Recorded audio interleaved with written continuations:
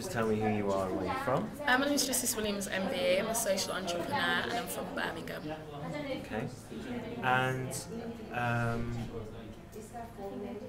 could you just briefly go over the various, I know there's a lot, but could you go over what you're involved with, what projects you're involved with? I'm involved with a social enterprise organisation called Birmingham Media Group, and what we do is provide opportunities to disadvantaged communities underrepresented in the media.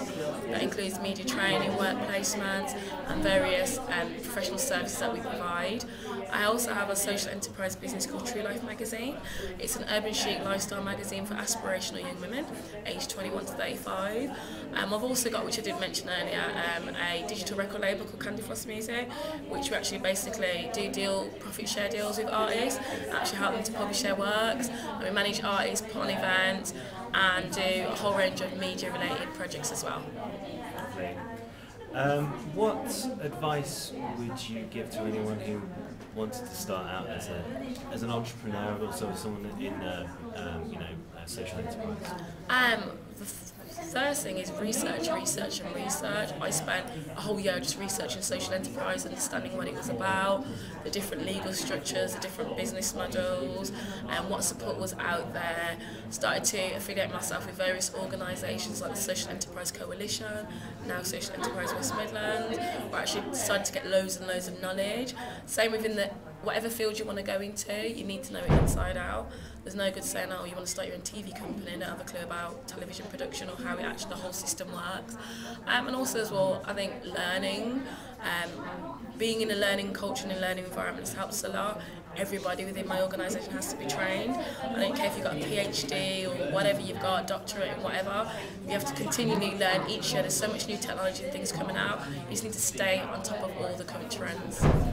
I wanted to touch on that actually because it was clear from the presentation today that you're a brilliant networker. Thank you.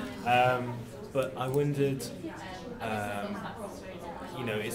do you see it moving? Can it move around any further where you go from actual physical networking to virtual technology? I think so. I think that now, especially like with Skype and things like that, it's free. I have a lot of contacts in America. We do Skype video conferencing, and a lot of that now is being integrated more and more into our business. I think that the whole future of doing business, it's not a case of a new business model. I don't agree with that. I think it's just new routes to market and utilising the technology that is currently in place and that will be in the future to kind of expand on your business. I think that there's nothing going to beat that face-to-face intervention, but there's certain businesses that can thrive and be successful without actually having to meet anybody. Yeah. You also mentioned the big debate and the talk about how we can make Birmingham sort of commercial and through its culture. How much do you sort of go along with that? I think, like I agreed with both the speakers, I think that it's not necessarily about the responsibility of the West Midlands revolutionising the UK economy, but I think that the creative industries in the West Midlands can have a massive impact on the economy, and it's about bridging the gaps. It's not about the divide, it's us and them, and it's very much in the work that I do for young people. It's the same kind of mentality. It's like we're all working together to achieve a common goal, which is obviously to try and revolutionise the whole UK economy, because the more money we have, the more better it is for us. I think that the West Midlands has a big part to play, and the West Midlands is actually the worst hit region because of the recession. So it's kind of hard to say that the worst hit region is the one that's going to revolutionise the economy.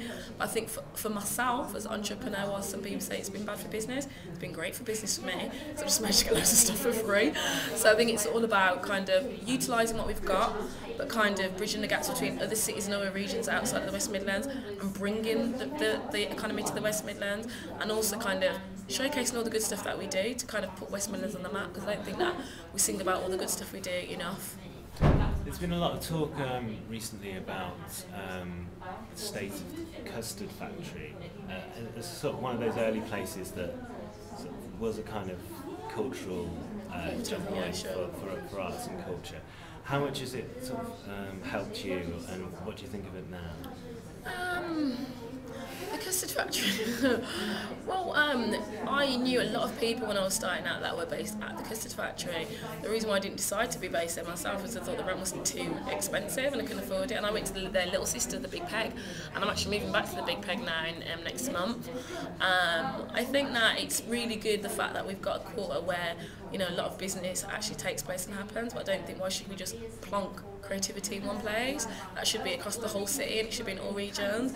What our landlord used to love, we were like the only creative organisation in the building, and they all had all boring people in suits. So every time they wanted to do any PR stuff, they used to come to our office and take lovely pictures, and they were begged us not to leave because obviously they wanted that there. And I think that creativity is something that can be instilled in any type of business, doesn't matter how boring or if it's making badges, you can be creative about it.